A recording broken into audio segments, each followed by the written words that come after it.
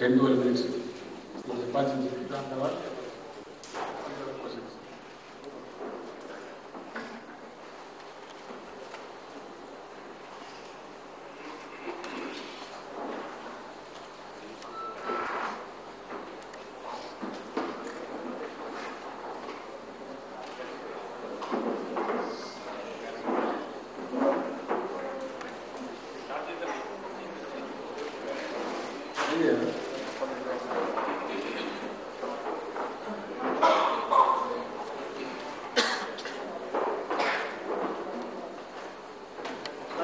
Greater Hyderabad ఎన్నికల జరిగిన సందర్భంగా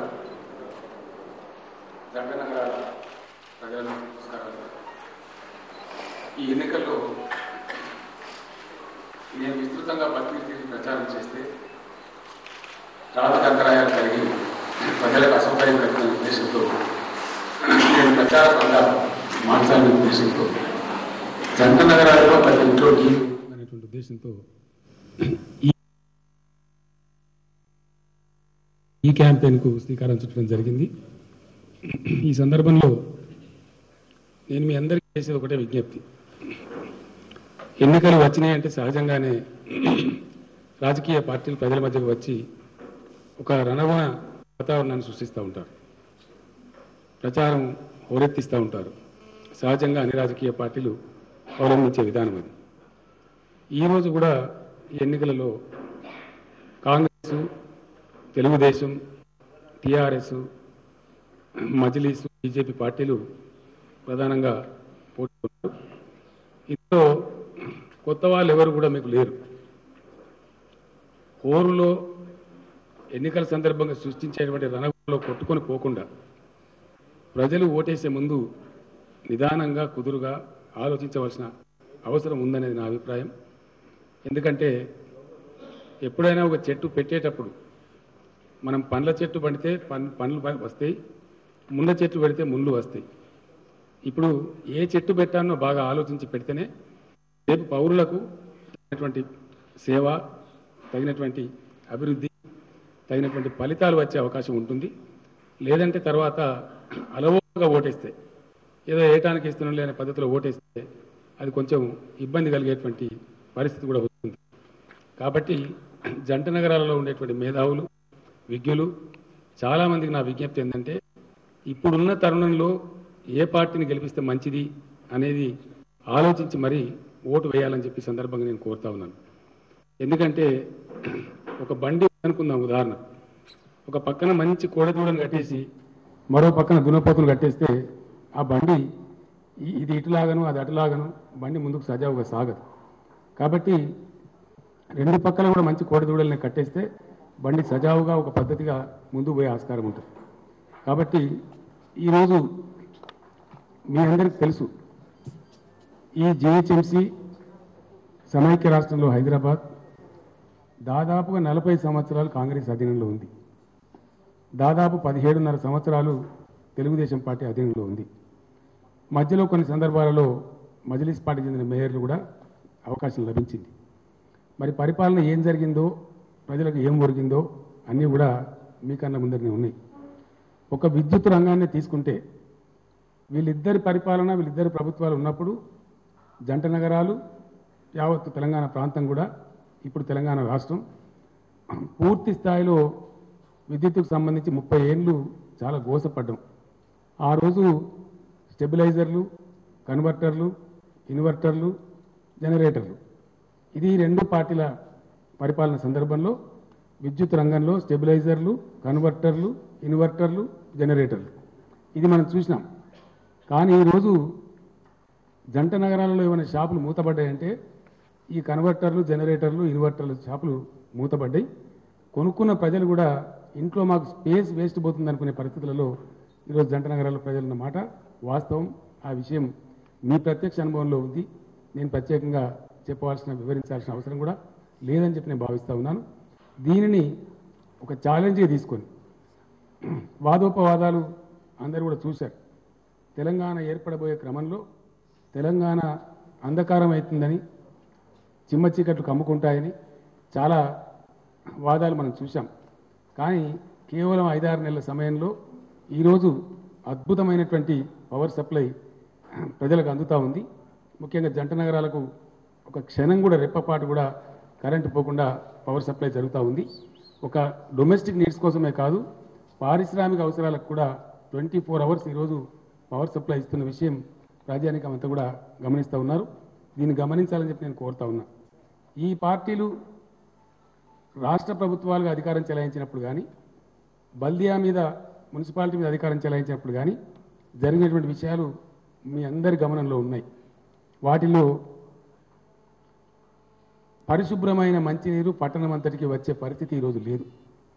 దీనికి బాధ్యులు ఎవరు? 60 సంవత్సరాలు పనిచేసిన వాళ్ళ, లేదు 18 నెలలు పనిచేసిన 19 నెలలు పనిచేసినటువంటి టీఆర్ఎస్ ఎవరు బాధ్యులో దయచేసి ప్రజలు ఆలోచించాలని చెప్పి నేను కోరుతా ఉన్నాను. మూసీ నదిని మురికి కూపంగా మార్చింది ఎవరు? ఒకప్పుడు అద్భుతమైనటువంటి పరిశుభ్రమైన నీటితో పరవశించి పారేటువంటి మూసి ఈరోజు మురికి కూపంగా మార్చిన ఘనత ఎవరిది? హుస్సేన్ సాగర్ ఒకప్పుడు మంచినీటి సరస్సు, దాన్ని ఒక కాలుష్య కాసారంగా కంపు కొట్టేటువంటి చెరువుగా ఒక కాలుష్యానికి గురి చేసినటువంటి వాళ్ళు ఎవరు? ఇది ఎవరు దీని బాధ్యులో దయచేసి ప్రజలు ఆలోచించాలి. ఇప్పుడు పోటీలో ఉన్న వాళ్ళు ఎవరు కూడా కొత్త పార్టీలు కాదు, కొత్తగా ఎవరు స్వర్గం నుంచో ఆకాశం నుంచో దిగి రాలేదు. వీళ్ళందరి చరిత్రలు మీకు తెలుసు. కాంగ్రెస్ కానీ టీడీపీ కానీ వాళ్ళు పనిచేసిన టైంలో జరిగినటువంటి భూ కబ్జాలు కావచ్చు, జరిగినటువంటి నాలాల కబ్జాలు కావచ్చు, జరిగినటువంటి సరస్సులు మాయం కావడం కావచ్చు, ఇటువంటి అన్ని దుర్మార్గాలకు తెరలేపిన ఈ రెండు పార్టీలే. దీనికి ఎవరో వేరే వాళ్ళు బాధ్యులు కాదు.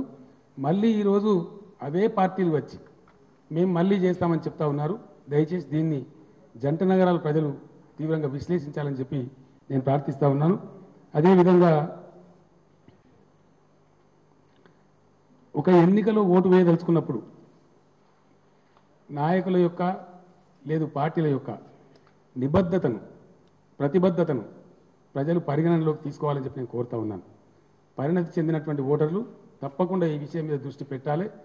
రాజకీయాలలో ప్రజాస్వామ్య పార్లమెంటరీ ప్రక్రియలో ఖచ్చితంగా ప్రజాస్వామ్యం పరిడవిల్లాలన్నా, ప్రజలకు అవసరమైనటువంటి పౌర సేవలు నిజమైన స్ఫూర్తితో అందాలన్నా ఈ విషయంలో ప్రజలు తప్పకుండా దృష్టి పెట్టాలి. సరి అయినటువంటి తీర్పులు ఇవ్వవలసినటువంటి అవసరం ఉందని కూడా నేను ఈ సందర్భంగా మనవి చేస్తూ ఉన్నా. కారణం ఏంటంటే టీఆర్ఎస్ పార్టీ మీకు తెలిసినంత వరకు ఆ రోజు 2001లో టీఆర్ఎస్ ప్రారంభించిన సందర్భంలో ఒకే ఒక్క మాట నేను ప్రజలకు చెప్పిన, నేను నా జీవిత లక్ష్యంగా తెలంగాణ రాష్ట్రం సాధించాలని బయలుదేరినాను. ఎట్టి పరిస్థితులలో ఎన్ని అవాంతరాలు ఎన్ని ఆటంకాలు ఎదురైనా ఉద్యమ మార్గం వీడేది లేదు. ఒకవేళ వీడితే నన్ను రాళ్లతో కొట్టి చంపండి అని నేను చెప్పిన.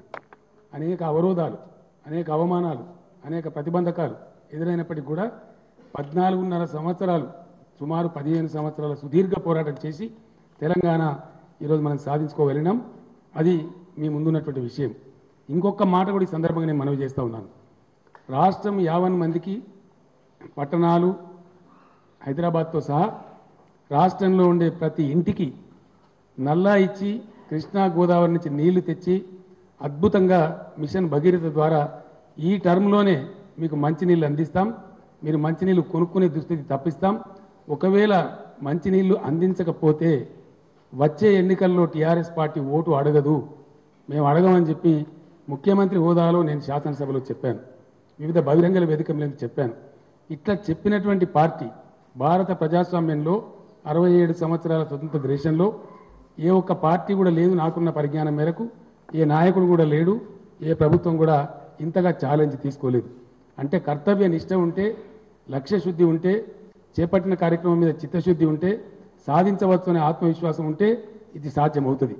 ఒక పార్టీ మొత్తాన్ని భవిష్యత్తును, ఇందులో ఉండే నాయకుల యొక్క భవిష్యత్తును అంతా స్టేట్ చేసి ఇంత పెద్ద ఛాలెంజ్ టీఆర్ఎస్ తీసుకున్నదంటే టీఆర్ఎస్ యొక్క దృక్పథం, టీఆర్ఎస్ యొక్క వైఖరి ఈ సందర్భంగా గమనించాలని చెప్పి ప్రజలను నేను కోరుతా ఉన్నాను. ఈరోజు హైదరాబాద్కు వస్తే హైదరాబాద్లో వాస్తవానికి అనేక విషయాలు ఉండవలసిన స్థాయిలో లేవు. మేము ఇంత చేశాం అంత చేశామని చెప్పే పెద్దలు చెప్పే మాటలు కొన్ని వింటూ ఉంటే ఇబ్బంది కలుగుతూ ఉంటుంది. స్వచ్ఛ హైదరాబాద్ కార్యక్రమాన్ని తీసుకున్నాం. చరిత్రలో ఎప్పుడు లేని విధంగా గవర్నరు, ముఖ్యమంత్రితో సహా రాష్ట్రంలో ఉండే మొత్తం చీఫ్ సెక్రటరీతో సహా అందరు ఐఏఎస్ అధికారులు, ఐపీఎస్ అధికారులు, ఐఎఫ్ఎస్ అధికారులు జంట నగరాలను 400 భాగాలుగా విడదీసి ఒక్కొక్కరం ఒక్కొక్క ముక్క తీసుకొని వారం రోజుల పాటు గల్లీ గల్లీలో ప్రజలతో పాటు మమేకమై తిరిగినటువంటి విషయం మీరందరూ కూడా చూశారు. నగరాన్ని ఒక స్వచ్ఛమైన నగరంగా మార్చాలంటే ఆ 400 భాగాలుగా తీసుకొని తిరగడం పర్యటించడమే కాకుండా అక్కడి నుంచి వచ్చినటువంటి విజ్ఞప్తులు తీసుకొని ఇమీడియట్గా 200 కోట్ల రూపాయలతోని వందలాది వేలాది పనులు కూడా మంజూరు చేయడం జరిగింది. కొన్ని మౌలికమైన పనులను ఆ పనులు జరుగుతున్న విషయం మీ దృష్టిలో ఉందని చెప్పి నేను మనవి చేస్తూ ఉన్నాను. ఆ తర్వాత పార్టీలకు అతీతంగా రాజకీయాలకు అతీతంగా జంట నగరాలకు సంబంధించినటువంటి శాసనసభ్యులను పార్లమెంట్ సభ్యులను కమిటీలుగా ఏర్పాటు చేసి ఢిల్లీ మరియు నాగపూర్ నగరాలకు పంపించడం, అక్కడ పరిస్థితులు చూసి రావటం, వాటిని పరిశీలించిన తర్వాత స్వచ్ఛ సారథులుగా 2500 ఆటో రిక్షాలు ఆటో ట్రాలీస్ కొని 44 లక్షల డస్ట్బిన్స్ చెత్తబుట్టాలు కొని ఇంటింటికి పంపిణీ చేసిన విషయాన్ని కూడా ప్రజల దృష్టిలో ఉందని చెప్పి నేను మనవి చేస్తూ ఉన్నాను. ఇది ఒక అడుగు మాత్రమే. అయితే ఇక్కడ ఉండాల్సినటువంటి ఇన్ఫ్రాస్ట్రక్చర్ అసలు లేదు. ఒకప్పుడు హైదరాబాద్ అంతా బాగ్, కంచన్ బాగ్, కుందన్ బాగ్, ఈ బాగ్, ఆ బాగ్, కిషన్ బాగ్ అని ఉండేది. అంటే బస్తీలను బాగుల్లాగా ఉద్యానవనాలుగా పిలుచుకున్నటువంటి గొప్ప నగరం ఇది. కానీ ఆ బాగులన్నీ ఈరోజు ఆ భాగ్యం లేకుండా మనకు పోయింది. అవన్నీ కనుమరుగైపోయినాయి. ఒకప్పుడు city of pearls and city of lakes అని హైదరాబాద్ పేరుండేది. 1100 పైచీలకు బ్రహ్మాండమైనటువంటి చెరువులు కొలనులు ఉన్నటువంటి హైదరాబాద్ నగరంలో ఈరోజు కేవలం 118 119 మాత్రమే కొలనులు ఉన్నాయి. ఇవన్నీ ఎవరు మాయం చేసినారో, ఎవరి హయాంలో మాయమైనాయో, ఎవరి నిర్లక్ష్య వైఖరి వల్ల ఇవి పతనమైనాయో ప్రజలు ఓటు వేసే ముందు దయచేసి గమనించాలని చెప్పి నేను కోరుతా ఉన్నాను. ఒక మాట చాలా ఆశ్చర్యం కలిగించే విషయం. మున్సిపల్ అడ్మినిస్ట్రేషన్ శాఖ నా దగ్గరనే ఉంచుకొని నేను లోతైన పరిశీలన చేశాను కాబట్టి ఈ విషయాలన్నీ నా దృష్టికి వచ్చినాయి. జంట నగరాలలో జిహెచ్ఎంసీ నిర్వహించేటువంటి అధికారికమైనటువంటి కూరగాయలు లేదా మాంసం చేపల మార్కెట్లు ఎన్ని? జంట నగరాలలో ఉండే జనాభా రోజు వచ్చిపోయే వాళ్ళని కలుపుకుంటే, అంటే ఫ్లోటింగ్ పాపులేషన్ కలుపుకుంటే it is exactly 1 crore plus population ఉండేటువంటి నగరం. మరి 1 crore ప్లస్ పాపులేషన్ ఉండే నగరంలో 50,000 మందికి ఒక కూరగాయల మార్కెట్ ఉన్నా, veg and non veg market ఉన్నా కనీసం 200 మార్కెట్లు ఉండాలి. కానీ ఈరోజు హైదరాబాద్లో ఉన్నది కేవలం 7 మార్కెట్లు మాత్రమే ఉన్నాయి. ఇది సిగ్గుచేటు. ఇది ఎవరి పరిపాలన నిదర్శనం, ఎవరి నిర్లక్ష్యానికి నిదర్శనం. దయచేసి ప్రజలు ఆలోచించాలని చెప్పి నేను కోరుతా ఉన్నాను. టీఆర్ఎస్ ప్రభుత్వం వెంటనే 200 మార్కెట్లు నిర్మించాలని చెప్పి ప్రభుత్వానికి అందుబాటులో ఉన్నటువంటి ప్రముఖ ప్రభుత్వ కార్యాలయాల్లో ఉన్నటువంటి స్థలాలు కూడా సేకరించి ఈ 200 మార్కెట్లు ఇమీడియట్ నిర్మించడానికి చర్యలు తీసుకున్నాం. ఆ పనులన్నీ కూడా జరుగుతున్నాయి. అవన్నీ విషయాలు కూడా మీ గమనంలో ఉన్నాయని చెప్పి నేను మనవి చేస్తూ ఉన్నాను. ప్రజలు వాస్తవంగా చెప్పాలంటే ఇది చాలా బాధాకరమైనటువంటి విషయం, కొంచెం అనాగరికమైనటువంటి విషయం. ఇంత పెద్ద జనాభా ఉండే పట్టణంలో పబ్లిక్ టాయిలెట్స్ ఎన్ని ఉండాలి? ఎన్ని ఉండవలసిన అవసరం ఉంది? కనీసం ఒక 400-500 పబ్లిక్ టాయిలెట్స్ ఉండాలి. ఊళ్ళలో నుంచి పట్టణాలకు వచ్చినటువంటి ప్రజలు అనుభవించే బాధలు, ముఖ్యంగా మహిళలు, వాళ్ళ బాధ వర్ణనాతీతం. హైదరాబాద్లో ఎక్కడికైనా బయటికి వెళ్తే మళ్ళీ తిరిగి ఇంటికి వస్తేనే మూత్రశాలకు పోయే పరిస్థితి ఉండడం చాలా దురదృష్టకరమైన విషయం. ఈరోజు అన్నీ కలిస్తే సులభు ఇతరత్ర అన్నీ కలిస్తే కూడా హైదరాబాద్లో 150-200 కూడా పబ్లిక్ టాయిలెట్స్ లేవు. ఉన్నా కొన్ని సమగ్రంగా లేవు, ఉపయోగంలో లేవు. ఆ ఉన్నవి కూడా ఈరోజు ఇమీడియట్గా 250 టాయిలెట్స్ తీసుకోమని చెప్పి నిర్మాణం చేయడం జరిగింది. దానికి కూడా టీఆర్ఎస్ ప్రభుత్వం శ్రీకారం చుట్టింది. ఆ విధంగా ముందుకు పోతుందని చెప్పి తెలియజేస్తా ఉన్నాను. శ్మశాన వాటికలు ఎక్కడికి వెళ్ళినా క్రైస్తవ సోదరులు కానీ, మహమ్మదీయ సోదరులు కానీ, హిందూ సోదరులు కానీ చాలామంది దహన వాటికలు, ఖనన వాటికలు అంటే క్రిమటోరియంస్ అండ్ బరియల్ గ్రౌండ్స్ లేవని చెప్పి విపరీతమైన బాధను వ్యక్తం చేస్తూ ఉన్నారు. వారందరికీ కూడా నగరానికి సరిపోయేటువంటి దహన వాటికలు, ఖనన వాటికలు అన్నీ ఏర్పాటు చేయమని చెప్పి మున్సిపల్ శాఖకు ఆదేశాలు ఇవ్వడం జరిగింది. జిహెచ్ఎంసీ కూడా ఆదేశాలు ఇవ్వడం జరిగింది. రంగారెడ్డి జిల్లా కలెక్టర్ కూడా ఆదేశాలు ఇవ్వడం జరిగింది. త్వరలోనే ప్రభుత్వం ఇవన్నీ సమకూర్చబోతూ ఉందని చెప్పి నేను మీకు మనవి చేస్తూ ఉన్నాను. డంపింగ్ యార్డ్స్, ఈ చెత్త విసర్జన చేసేటువంటి యార్డ్స్ కూడా క్రమమైన పద్ధతిలో లేవు. ఒక జవహర్ నగర్ డంపింగ్ యార్డ్ ఉంటే అది పరిసర ప్రాంతాలంతా కలుషితం చేసి ప్రజల జీవితాన్ని దుర్భరం చేస్తూ ఉంది. కనీసం 4 వైపులా 4 ప్రముఖమైన డంపింగ్ యార్డులు ఉండాలని, అక్కడ విద్యుత్ ఉత్పత్తి చేసేటువంటి ప్లాన్ రావాలని చెప్పి ఐఎల్ఎఫ్ఎస్ సహకారంతో ఈరోజు డంప్ యార్డులకు కూడా ప్రభుత్వం ఆదేశాలు ఇచ్చింది. స్థలాలు ఎంపిక చేయడం కూడా జరిగింది. వాటిని అన్నింటినీ కూడా ఏర్పాటు చేయడం జరుగుతుందని చెప్పి మనవి చేస్తూ ఉన్నాను. పెద్ద నగరం అన్నప్పుడు ఇది చారిత్రక నగరం కాబట్టి పాత భవనాలు చాలా ఉంటాయి. భవనాలు కొన్ని కూలగొట్టి కొత్తవి కట్టేటువంటి పరిస్థితులు ఉంటాయి. ఇక్కడ ఆ గార్బేజ్ ఆ డంప్ ఏదైతే ఉంటుందో బిల్డింగులు కూల్చినప్పుడు వచ్చేటువంటి డెబ్రిస్ దాన్ని ఒక క్రమ పద్ధతిలో తీసుకుపోయే పద్ధతి లేదు. ప్రజాప్రతినిధులను ఢిల్లీకి పంపించి ఢిల్లీలో ఉన్న ఒక మోడల్ బాగుంది కాబట్టి అది రీసైకిల్ చేసి తద్వారా దాన్ని మళ్ళీ వాడేటువంటి పద్ధతికి ప్రభుత్వం శ్రీకారం చుట్టింది. త్వరలోనే ఈ కూల్చివేసిన భవనాల యొక్క డెబ్రిస్ నగరంలో ఎక్కడ కానరాకుండా చేసే చర్యలు కూడా ప్రభుత్వం తీసుకున్నదని చెప్పి నేను మీకు మనవి చేస్తూ ఉన్నాను. అదేవిధంగా ఆసుపత్రులు చాలా ఉంటాయి పెద్ద నగరం అన్నప్పుడు. ఈ ఆసుపత్రుల దగ్గరికి ఈ రోజు వస్తుంటే కూడా నేను చూశాను నా కళ్ళతో స్వయంగా బసవతారకం క్యాన్సర్ హాస్పిటల్ దగ్గర ఆ రోగుల వెంట వచ్చిన వాళ్ళు. మన దేశం సెంటిమెంటల్ దేశం. ఒక భర్తకు జబ్బు వస్తే భర్త రాకుండా ఉండలేడు. ఒక భార్యకు డబ్బు వస్తే వెంట భర్త వస్తారు.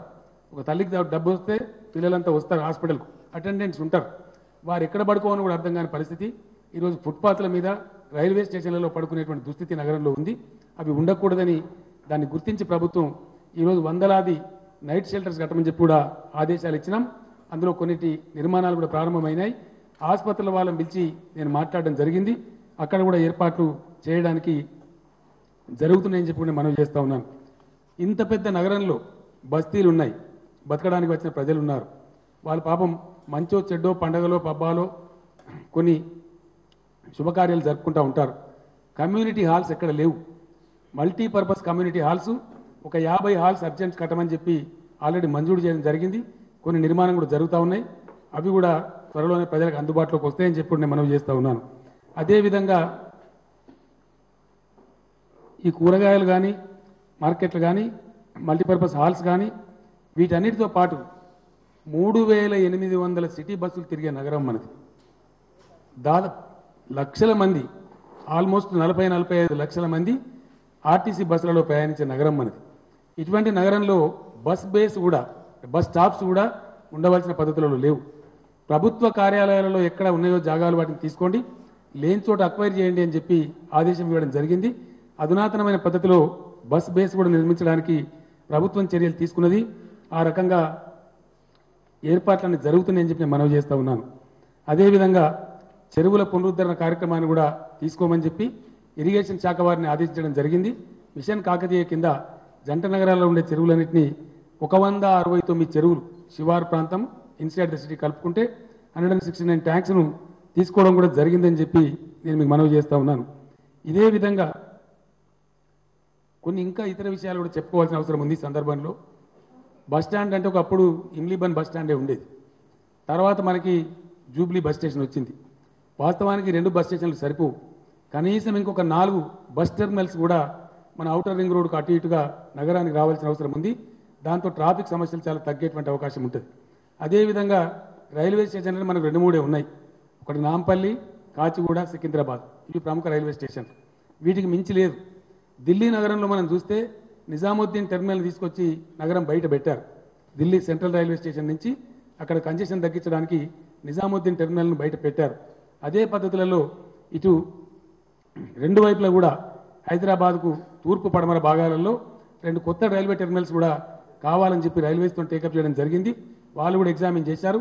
చెర్లపల్లి రైల్వే స్టేషన్ ఒక కొత్త టెర్మినల్ కింద సికింద్రాబాద్ రైల్వే స్టేషన్లో రద్దీ తగ్గించడానికి ఆ ఏర్పాటు కూడా ప్రభుత్వం ముమ్మరంగా చేస్తూ ఉంది. ఈ విధంగా మన విమానాశ్రయంలో కూడా 12 మిలియన్ ప్యాసింజర్స్ దాటినప్పుడు సెకండ్ రన్వే చేయాల్సినటువంటి బాధ్యత జిఎంఆర్ వాళ్ళ మీద ఉంది. దానికోసం కూడా ఈ మధ్య నేనే జిఎంఆర్ వాళ్ళతో మాట్లాడాను. ఈ ఎయిర్ ట్రాఫిక్ కంజెషన్ మనకు ఉండద్దంటే అగ్రిమెంట్ ప్రకారంగా ఉన్నటువంటి దాని ప్రకారం సెకండ్ రన్వే కూడా జిఎంఆర్ ఇమీడియట్గా టేకప్ చేయాల్సిన అవసరం ఉంది. మనం 10 lakhs దాటుతూ ఉన్నాం, సమీపిస్తూ ఉన్నాం. వారితో మాట్లాడడం జరుగుతూ ఉంది.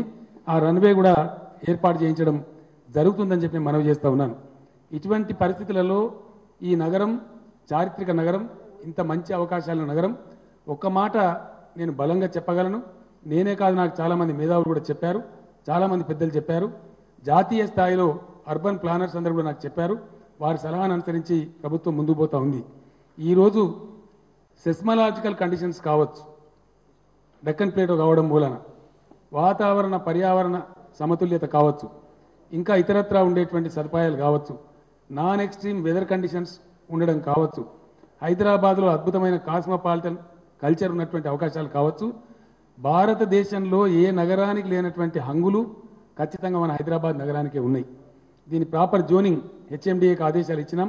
స్టడీ జరుగుతూ ఉంది. ఎక్కడ టూరిజం ఉండాలా, మాస్టర్ ప్లాన్ ఏ విధంగా ఉండాలా, త్వరలోనే దాన్నంతా ఒక శాస్త్రీయ పద్ధతిలో రాజకీయాలకు పోకుండా, స్వార్థాలకు పోకుండా, వ్యక్తుల ఇష్టాలకు పోకుండా ప్రాపర్గా హైదరాబాద్, భవిష్యత్ హైదరాబాద్ ఏ విధంగా ఎదగాలనే దానికి హెచ్ఎండిఏను పూర్తి స్థాయిలో మాస్టర్ ప్లాన్ చేయాల్సిన అవసరం ఉంది. దాని రీఇంజనీరింగ్ అంతా జరిగింది. త్వరలోనే దాని ప్రభుత్వం ప్రజల ముందు కూడా తీసుకురాబోతా ఉందని చెప్పి నేను మనవి చేస్తూ ఉన్నాను. అదేవిధంగా ప్రభుత్వం వచ్చిన తర్వాత కొన్ని విషయాలు ఈ సందర్భంగా ఓట్లు వేసే సందర్భం, ఎన్నికల సందర్భం కాబట్టి నేను మీకు గుర్తు చేయాల్సిన అవసరం ఉందని భావించి నేను గుర్తు చేస్తూ ఉన్నాను. ముఖ్యంగా భారతదేశంలో ఏ రాష్ట్ర ప్రభుత్వం తీసుకోని విధంగా సుమారు 40,000 కోట్ల రూపాయలతో ఈరోజు సంక్షేమ పంధాను ప్రభుత్వం అనుసరిస్తున్నదని చెప్పి నేను సగర్వంగా మీ అందరికీ తెలియజేస్తూ ఉన్నాను. అందులో కొన్ని విషయాలు, పేదవారు ఆత్మగౌరవంతో బతకాలనేది టీఆర్ఎస్ ప్రభుత్వం యొక్క నినాదం. ఇదే తెలంగాణ భవన్లో ఎన్నికలకు ముందు 2014 సాధారణ ఎన్నికలకు ముందు ఎలక్షన్ మేనిఫెస్టో రాసే క్రమంలో నాకు కొంతమంది మిత్రులకు ఒక 3 రోజుల పాటు చర్చలు వాదోపవాదాలు జరిగినాయి. డబుల్ బెడ్రూమ్ ఇళ్ల పథకాన్ని నేను ప్రవేశపెడితే దాని మీద చాలా అనుమానాలు వ్యక్తం చేశారు. అదేవిధంగా పేదలకు 1000 రూపాయల పెన్షన్ ఇవ్వాలని చెప్తే దాన్ని కూడా చాలా మంది అనుమానాలు వ్యక్తం చేశారు. పేదలకు 1000 రూపాయల పెన్షన్ ఇస్తున్న విషయం మీ అందరికీ కూడా తెలుసు. ఇది ఇచ్చేదాని వెనుక ఏదో ఓట్ల కోసమో, ఒక తమాషా కోసమో, ప్రజలకు చెక్కలు గింతలు చేయడం కోసమో ఈ పెట్టినటువంటి పథకం కాదు ఇది. దీని వెనుక ఒక ప్రబలమైన ఉద్దేశం ఉంది, ఒక పర్పస్ ఉంది. పెన్షన్ అనేది పేదలకు ఇస్తే ఎందుకు ఇవ్వాలనో, it should be a purposeful, meaningful programme అని చెప్పి నేను చెప్పడం జరిగింది. పేదలు కనీసం పప్పో పులుసో తిని అభాగ్యులకు, అనాథలకు, డెస్టిట్యూట్స్కు, వితంతువులకు, వృద్ధులకు ఇచ్చేది కాబట్టి, వికలాంగులకు ఇచ్చేది కాబట్టి అర్థవంతంగా ఉండాలి. ఏదో ఓట్ల కోసం 10 రూపాయలు ఇచ్చో, 100 రూపాయలు ఇచ్చో వాళ్ళని బురిడి కొట్టించే పద్ధతి కరెక్ట్ కాదు. వాళ్ళ కడుపు నింపే పద్ధతి ఉండాలని ఒక దృక్పథంతో ఈ పెన్షన్ను 1000 రూపాయలు ఆసరా కింద, వికలాంగులకు 1500 రూపాయలు ప్రభుత్వం అందిస్తున్న విషయం మీకు తెలుసు. అదేవిధంగా బియ్యం కూడా ప్రజలు కడుపు నిండా తినాలని చెప్పి 6 కిలోల బియ్యం ఇస్తున్న విషయం కూడా తెలుసు. అదేవిధంగా హాస్టల్లో చదువుకునే పిల్లలు రేపటి తెలంగాణ భవిష్యత్తు కాబట్టి, తెలంగాణ ఫ్యూచర్ జనరేషన్ కాబట్టి ఈరోజు దాదాపు 40 లక్షల మంది విద్యార్థులకు హాస్టళ్లలో సన్న బియ్యం సరఫరా చేస్తున్న విషయం కూడా మీకు తెలుసు. కళ్యాణ లక్ష్మి, షాదీ ముబారక్ వంటి కార్యక్రమాలు నిర్విఘ్నంగా, అద్భుతంగా అమలు జరిగి కొత్త పేదలకు ఊరట కలిగిస్తున్న విషయం కూడా మీకు తెలుసు. రైతులకు కూడా రుణాలు మాఫీ చేసిన విషయం మీ అందరికి తెలుసు. ఎప్పుడు చరిత్రలో ఊహించని విధంగా పేదల గుడిసెలంటే పోలీసులు పోవటం, మున్సిపల్ సిబ్బంది పోవటం, బుల్డోజర్లు పోవటం, వాళ్ళని తరిమేయటం, లాఠీ చార్జీలు చేయటమే సీన్లు మనం చూసాం. కానీ మొట్టమొదటిసారిగా చరిత్రలో జంట నగరాలలో ఉండేటువంటి పేదలు ఎక్కడ గుడిసెలు కానీ, రేకుల ఇండ్లు కానీ, ఇంకొకటి కానీ వేసుకొని జాగా కబ్జా పెట్టుకుని ఎవరైతే ఉన్నారో వాళ్ళందరికీ కూడా ఒక రిలీఫ్ ఇవ్వాలని చెప్పి జీవో 58 కింద 1,00,000 మంది పేదలకు పట్టాలు ఇచ్చినటువంటి విషయం ప్రజలందరికీ తెలుసని చెప్పి నేను మనవి చేస్తూ ఉన్నాను. చరిత్రలో ఏ ప్రభుత్వం కూడా ఈ పని చేయలేదు. టీఆర్ఎస్ పేదల పట్ల ఉన్నటువంటి అంకిత భావంతో, ఒక సంక్షేమ దృక్పథంతో ఖచ్చితంగా వాళ్ళ ఆత్మగౌరవం పెంచాలని చెప్పి వాళ్ళకి పట్టాలు ఇవ్వడం జరిగింది.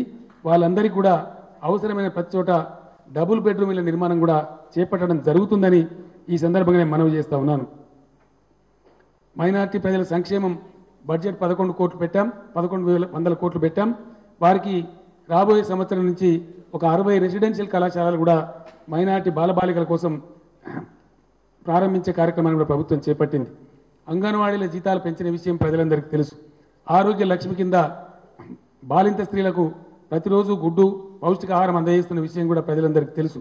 అదేవిధంగా ఆటో రిక్షా సోదరులకు వాళ్ళ యొక్క ఆటో ట్యాక్స్ రద్దు చేయటం, అంతకుముందు 70 కోట్ల రుణాలు మాఫీ చేసిన విషయం కూడా ప్రజలందరికీ తెలుసు. 10 లక్షల మంది డ్రైవర్లకు 5 లక్షల రూపాయల బీమా సదుపాయం చేసిన మొట్టమొదటి ప్రభుత్వం టీఆర్ఎస్ ప్రభుత్వమని ఈ సందర్భంగా నేను మనవి చేస్తూ ఉన్నాను. భవన నిర్మాణ రంగంలో పనిచేసే 15 లక్షల మంది కార్మికులకు వారికి కూడా 5 లక్షల రూపాయల బీమా సౌకర్యం కల్పించింది టీఆర్ఎస్ ప్రభుత్వమే అనే విషయం కూడా ప్రజల దృష్టిలో ఉందని చెప్పి ఈ సందర్భంగా నేను మనవి చేస్తూ ఉన్నాను. ఈ రకంగా సంక్షేమ రంగంలో అనేక కార్యక్రమాలు తీసుకుంటూ ప్రభుత్వం ముందుకు పోతా ఉంది. కొన్ని పార్టీలు రాజకీయం అంటే నువ్వు నన్ను తిట్టు, నేను నిన్ను తిడతాను, ప్రజలను వాళ్ళ కర్మ కొదిలేద్దామనే పందాలో కొన్ని రాజకీయ పార్టీలు ఉన్నాయి. నేను వాళ్ళకి అప్పీల్ చేశాను. వరంగల్ ఎన్నికల సందర్భంలో కూడా మేము పాజిటివ్ ధోరణితో పోయినాం, పాజిటివ్ అప్పీల్ చేసినాం. ఈరోజు కూడా టీఆర్ఎస్ పార్టీ ఎవరిని నిందించకుండా చేసిన కార్యక్రమాలు, చేయబోయే కార్యక్రమాలు చెప్తూ ఒక పాజిటివ్ దృక్పథంతో మేము ముందుకు పోతూ ఉన్నాము. కొన్ని పార్టీలు నేను అప్పీల్ చేశాను, వరంగల్లో ప్రజా తీర్పు చూసైనా సరే మీ పందా మార్చుకోండి అంటే కొందరు మార్చుకోవడం లేదు. మేము 40 సంవత్సరాలు ఏం చేయలేదు, కానీ మీరు 18 నెలలనే మొత్తం ఎలుగులు తెచ్చేది ఉండే, మీరు చేయలేదనే పద్ధతిలో కొన్ని పార్టీలు మాట్లాడుతూ ఉన్నాయి. అవి వాటి విజ్ఞతకే ఈ సందర్భంగా నేను వదిలేస్తున్నానని చెప్పి కూడా మనవి చేస్తూ, హైదరాబాదు ప్రజలు ఆలోచించవలసినటువంటివి కొంతమందికి సంతృప్తి కలిగిన కార్యక్రమాలు కొన్ని ఉన్నాయి. ఈరోజు అన్నిటిని మించి విద్యుత్ రంగం. గతంలో మనం చూసినాం, పారిశ్రామికవేత్తలు ఇందిరా పార్క్ వద్ద వచ్చి ధర్నాలు చేసేవారు. పారిశ్రామిక పరిశ్రమలలో పనిచేసే కార్మికులకు వారానికి 2 రోజులు పని దొరకకపోయేది కోతల వల్ల. కానీ ఈరోజు బ్రహ్మాండంగా 24 గంటలు పరిశ్రమలకు కరెంటు సరఫరా జరుగుతూ ఉంది. కార్మికులు కూడా, యాజమాన్యాలు కూడా సంతోషంగా ఉన్నారు అని మనవి చేస్తూ ఉన్నా. ఈ పని మరి ఈ కాంగ్రెస్ నాయకులు, ఈ తెలుగుదేశం నాయకులు 60 సంవత్సరాల పాలనలో ఎందుకు చేయలేకపోయారు? గత 30 సంవత్సరాలు అయితే ఎందుకు ఏడిపించారు? ఎందుకు లో వోల్టేజ్తో ప్రజలను ఇబ్బంది పెట్టారు? మరి ఒక్క యూనిట్, 1 మెగావాట్ కూడా అదనపు ఉత్పత్తి రాలే. మొన్ననే కొత్తగా 500, 600 మెగావాట్ల కాకతీయ థర్మల్ ప్రాజెక్ట్ వచ్చింది తప్ప అంతకుముందు లేదు. కానీ టీఆర్ఎస్ ఈ పని చేసి చూపించింది. నాణ్యమైన విద్యుత్తును ఈరోజు రాష్ట్రం మొత్తానికి, జంట నగరాలకు కూడా సరఫరా చేస్తూ ఉన్నది. అంటే చిత్తశుద్ధి ఉంటే, చేయాలనే సంకల్పం ఉంటే ఎట్లా చేయొచ్చు అనేది, ఈ కరెంటు ఒకటే ఈరోజు మీరు టీఆర్ఎస్కి ఓటు వేయడానికి సరిపోతుందని చెప్పి జంట నగరాల ప్రజలకు నేను అప్పీల్ చేస్తూ ఉన్నాను. అదేవిధంగా హైదరాబాద్ ప్రజలకు మరో శుభవార్త. ముంబై వాళ్ళు చాలా గర్వంగా చెప్పుకుంటూ ఉంటారు. అంచి ముంబై అంటారు వాళ్ళు, మేము ముంబై కర్స్ అని చెప్తారు వాళ్ళు. అండ్ ముంబై నెవర్ స్లీప్స్ అని చెప్తారు. ఎందుకంటే ముంబైకి ఐలాండ్ తరహా పవర్ సప్లై ఉంది. హైదరాబాద్ కూడా త్వరలోనే ఐలాండ్ పవర్ సప్లై చేయబోతా ఉన్నామని చెప్పి నేను సంతోషంగా మనవి చేస్తూ ఉన్నాను. అంటే రాష్ట్రంలో ఉత్పత్తి అయ్యేటువంటి అన్ని జనరేటింగ్ స్టేషన్లను హైదరాబాద్ను అనుసంధానించి, ఒక దిక్కు ఏదైనా ఫెయిల్యూర్ వచ్చినా మరొక దిక్కు ఫెయిల్యూర్ పోకుండా, అంటే ఒక రెప్పపాటు కూడా హైదరాబాద్లో కరెంటు పోకుండా నిరంతరం సరఫరా ఉండే విధంగా త్వరలోనే హైదరాబాద్కు ఐలాండ్ పవర్ సప్లై కూడా ఏర్పాటవుతుందని చెప్పి ఈ సందర్భంగా నేను మనవి చేస్తూ ఉన్నాను. అదేవిధంగా శాంతి భద్రతలు. ఈరోజు 14% క్రైమ్ రేట్ తగ్గిందని చెప్పి అధికారిక వర్గాలు డిక్లేర్ చేశారు. అన్నిటిని మించి ఆకతాయిల ఆగడాలతోని మహిళా ఉద్యోగులు, మహిళా విద్యార్థినులు, మహిళలు చాలా అభద్రతకు లోనయ్యేవాళ్ళు. వాళ్ళ రక్షణ కోసం ఓవరాల్గా శాంతి భద్రతలను పునరుద్ధరించడమే కాకుండా, పోలీస్ శాఖను ఆధునీకరించడమే కాకుండా, వారికి అత్యాధునిక టెక్నాలజీ మరియు వాహనాలు కొనివ్వడమే కాకుండా, వారి పనితీరు మెరుగుపరచడమే కాకుండా, మహిళల రక్షణ కోసం ప్రత్యేకంగా షీ టీమ్స్ ఏర్పాటు చేసిన విషయం మీ అందరి గమనంలో ఉందని చెప్పి నేను మనవి చేస్తూ ఉన్నాను. ఈరోజు జంట నగరాలలో మహిళలు చాలా సంతోషంగా ఉన్నారు. నాకు కలిసిన ప్రతి చోట కూడా వారు ధన్యవాదాలు సార్ అని చెప్పి కూడా తెలియజేస్తూ ఉన్నారు. బస్సులలో, సిటీ బస్సులలో సెపరేటర్స్ పెట్టించి మహిళల బాక్స్ వేరేగా పెట్టి ఈరోజు ప్రయాణం జరుగుతూ ఉంటే మహిళలు చాలా ఆత్మగౌరవంతో, రక్షణతోని ప్రయాణం చేయగలుగుతూ ఉన్నారని చెప్పి నేను మనవి చేస్తూ ఉన్నాను. జంట జలాశయాలు నిర్మిస్తూ ఉన్నాం హైదరాబాద్కు. ఇది చాలా ఆశ్చర్యకరమైన విషయం. ఎందుకు మరి కాంగ్రెస్ ప్రభుత్వం, టీడీపీ ప్రభుత్వం ఆలోచించలేదో నాకు కూడా అర్థం కాలేదు. మనకు నాగార్జున సాగర్ నుంచి నీళ్లు వస్తే 170 కిలోమీటర్ల నుంచి వస్తాయి. ఈరోజు గోదావరి నుంచి ఎల్లంపల్లి ప్రాజెక్టు నుంచి వస్తే 200 కిలోమీటర్ల దూరం నుంచి వస్తాయి. ఒకవేళ జరగరాంది ఏదైనా జరిగి, మధ్యలో ఇంత లాంగ్ రూట్ కాబట్టి మధ్యలో ఏదైనా జరిగితే, 4 పిడుగులు పడితే, లేదా ఒక భూకంపం వస్తే, లేదా మరోటి జరిగితే, ఒకవేళ 10 రోజులు కనుక నీళ్లు అక్కడి నుంచి రాలేని పరిస్థితి ఉంటే జంట నగరాల గతి ఏం కావాలి? వాస్తవానికి జంట నగరాలకు ఇప్పటికి ఈ రోజు కూడా ఒక డెడికేటెడ్ డ్రింకింగ్ వాటర్ రిజర్వాయర్ లేదు. ఇండియాలో అన్ని నగరాలకు ఉంది. మరి ఎందుకు కాంగ్రెస్ పెద్దలు, టీడీపీ పెద్దలు చేయలేకపోయారో ఇది నాకు అర్థం కాని సమస్య. ఈరోజు దీన్ని గమనించి హైదరాబాద్కు 2 వైపులా 20 టీఎంసీల సామర్థ్యంతో, అంటే మొత్తం 40 టీఎంసీల సామర్థ్యంతో జనరేటర్స్ కూడా ఉండే విధంగా డెడికేటెడ్ రిజర్వాయర్స్ను టీఆర్ఎస్ ప్రభుత్వం టేకప్ చేసింది. త్వరలోనే ఇవన్నీ మీ ముందుకు రాబోతా ఉన్నాయని చెప్పి మనవి చేస్తూ ఉన్నాను. Strategic road development plan. జంట నగరాలలో మనం అనుభవించే ట్రాఫిక్ బాధలు అలవిగానిగా మారిపోతూ ఉన్నాయి, రోజు రోజుకు ఎక్కువ అవుతూ ఉన్నాయి. దానికోసం ఒక స్ట్రాటజిక్ రోడ్ డెవలప్మెంట్ ప్లాన్ ప్రభుత్వం శ్రీకారం చుట్టింది. సుమారు 30,000 కోట్ల ఖర్చుతో ఈరోజు కార్యక్రమాలు జరిగేటువంటి దిశగా ముందుకు పోతూ ఉన్నాం. ఈరోజు ఆంధ్ర భూమి వారు కూడా ఒక మంచి అద్భుతమైనటువంటి బ్యానర్ ఐటంతో అంత సీను ఉందా అని చెప్పి పెట్టారు. ఆదాయం వచ్చి కేవలం 5,000 కోట్లే ఉంటుంది బల్దియాకు. మరి 30,000 కోట్లు ఖర్చు పెట్టేటువంటి సీన్ ఈ ప్రభుత్వానికి ఉందా, బల్దియాకు ఉందా అని చెప్పి వారు ఆంధ్రజ్యోతి వారు ఒక క్వశ్చన్ రేజ్ చేశారు. ఐ కంగ్రాచులేట్ దెమ్, ఎందుకంటే they have raised a very good question. మంచి అర్థవంతమైన చర్చకు వాళ్ళు తెరలేపారు. నేను దాన్ని ఆహ్వానిస్తూ ఉన్నాను. కారణం ఏంటంటే ఇటీవల నేను చైనా వెళ్ళినప్పుడు బ్రిక్స్ బ్యాంక్ చైర్మన్ గారిని కలవడం జరిగింది. బ్రిక్స్ బ్యాంక్ అంటే కొన్ని దేశాలు కలిసి పెట్టుకున్నటువంటి బ్యాంకు, ప్రపంచ బ్యాంకుకు పోటీగా పెట్టుకున్నటువంటి bank. Brazil, Russia, India, China, south Africa ఈ దేశాలు కలిపి పెట్టిన బ్యాంకు బ్రిక్స్ బ్యాంక్. దాని చైర్మన్ గారు అదృష్టవశాత్తు మన భారతీయుడే ఉన్నారు. ఐసిఐసిఐ బ్యాంక్ చైర్మన్ ఉన్నటువంటి కామత్ గారు అక్కడ ఇప్పుడు బ్రిక్స్ బ్యాంక్ చైర్మన్గా ఉన్నారు. నేను ప్రత్యేకంగా వెళ్ళి షాంఘై నగరంలో వారిని కలవడం జరిగింది. కలిసినప్పుడు ఎట్లా ఉంది రావు గారు, మీ నగరం ఎట్లా ఉంది, మీ రాష్ట్రం ఎట్లా ఉంది అన్నప్పుడు నేను మొత్తం అంతా వివరించి నాకు బ్రిక్స్ బ్యాంక్ నుంచి ఒక 25,000 కోట్ల రుణం కావాలని చెప్పి అడిగాను. ఎందుకు అని అడిగారు ఆయన. హైదరాబాద్ ఒక్క నగరానికి ఇంత డబ్బు అడుగుతున్నారు మీకు ఎందుకు అంటే ఈ దుస్థితి అంతా చెప్పి ఆ నగరాన్ని పూర్తి స్థాయిలో చేయాల్సిన అవసరం ఉంది. ట్రాఫిక్ బాధలు మితిమీరిపోతూ ఉన్నాయి. మల్టీ లేయర్ ఫ్లైఓవర్స్ కట్టుకోవాల్సిన అవసరం ఉంది. ట్రాఫిక్ ఫ్రీ జంక్షన్స్ కట్టుకోవాల్సిన అవసరం ఉంది. స్కైవేస్ అంటే చాలామంది కన్ఫ్యూజ్ అవుతున్నారు. For example PV Narasimha Rao highway ఉంది, మన సరోజిని దేవి హాస్పిటల్ టు ఆరాంఘర్ వరకు ఉంది. అట్లా మనకు నగరంలో ఉప్పల్ నుంచి గట్కేసర్ వరకు స్కైవే రావాల్సిన అవసరం ఉంది. సేమ్ పివి నరసింహారావు హైవే లాంటిది. ప్యారడైజ్ దగ్గర నుంచి మొదలు పెట్టుకొని తూమ్కుంట వరకు కరీంనగర్ రూట్లో రావాల్సినటువంటి అవసరం ఉంది. అదేవిధంగా బొల్లారం కదా మెడిచల్ రూట్లో బొల్లారం నుంచి మొదలు పెట్టుకొని కొంపల్లి దాటే వరకు కూడా స్కై రైల్ రావాల్సిన అవసరం ఉంది. వరంగల్ నుంచి వచ్చే ప్రజలు ఉప్పల్ రావడానికి గంటంబావులో వస్తే ఉప్పల్ నుంచి నగరం మధ్యలోకి రావడానికి మరో గంటన్నర పడతా ఉంది. కరీంనగర్ నుంచి వచ్చేవాళ్ళు గంటంబావులో అల్వాలు చేరితే అల్వాల నుంచి హైదరాబాద్ రావడానికి మరో గంటన్నర పడతా ఉంది.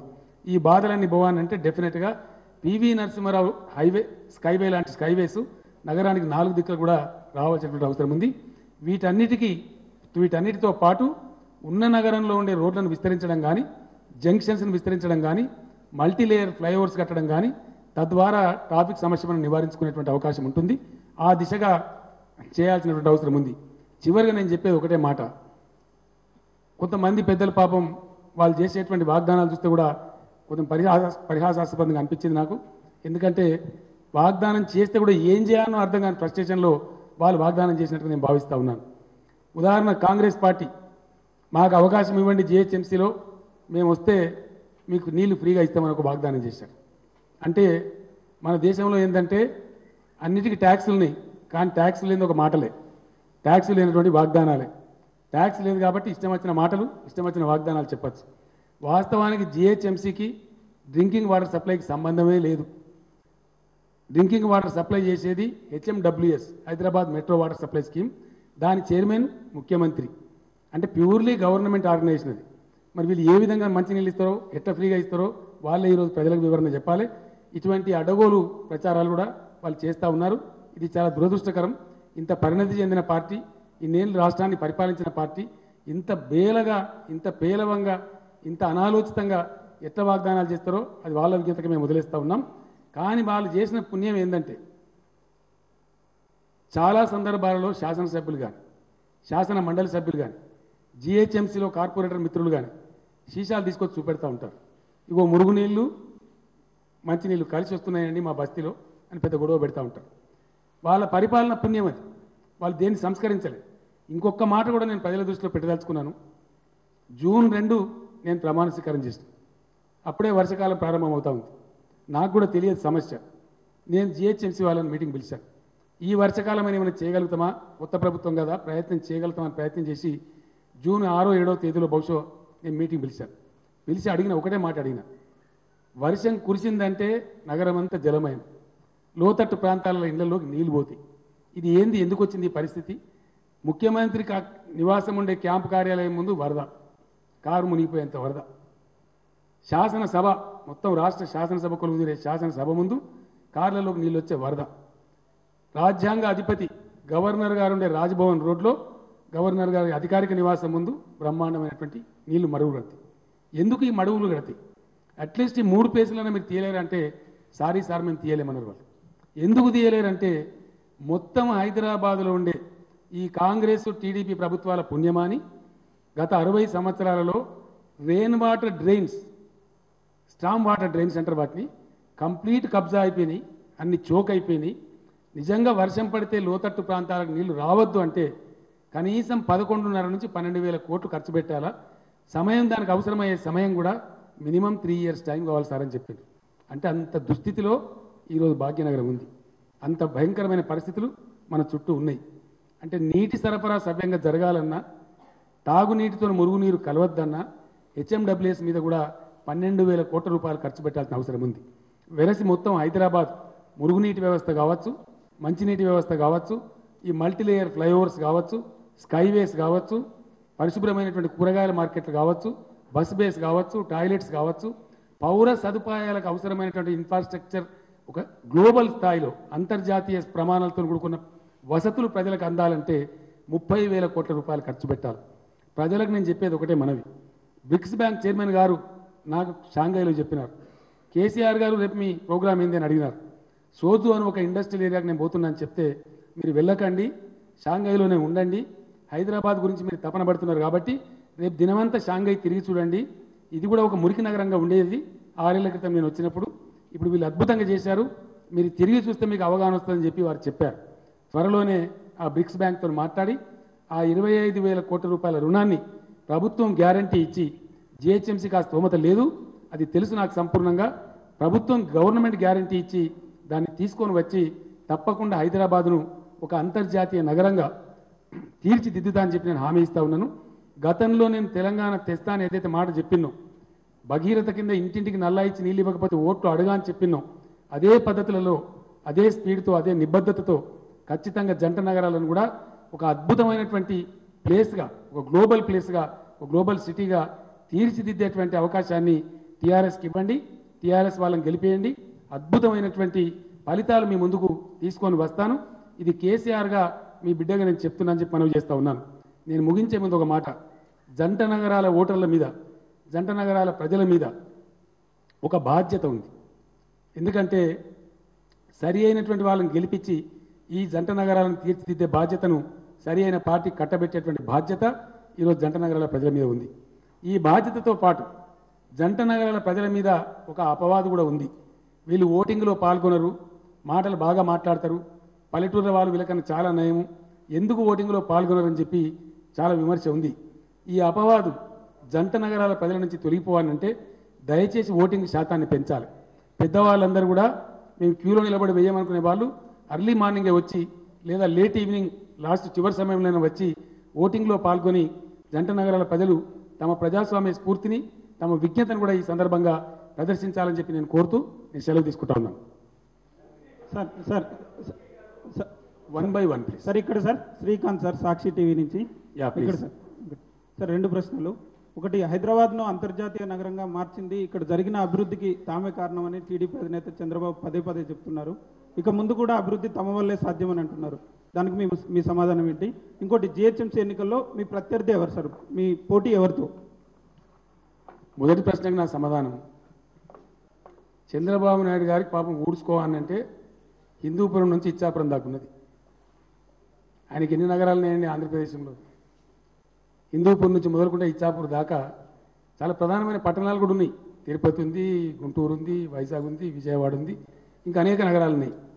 ఆయనకి ఇక్కడేం అవసరం అండి నాకు అర్థం కాదు. ఆయన ఆంధ్రప్రదేశ్ ముఖ్యమంత్రి చేయాలంటే అక్కడ బోర్డంత పని ఉంది. ఇక మాదంతా ఉద్ధరించిన హైదరాబాద్ నగరం నేను ఊడుస్తాను రోడ్లు అంటే ఎవరు నమ్ముతారు? ఇది పనికి వచ్చేటువంటి ముచ్చట కాదు. ఒకటి, ఆయనకు అసంబద్ధమైన విషయం నేను భావిస్తూ ఉన్నా.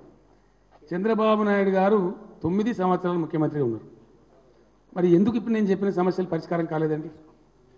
ఎందుకు సఫిషియెంట్ డ్రింకింగ్ వాటర్ రాలేదండి? ఎందుకు విద్యుత్ కొరత తీరలేదండి?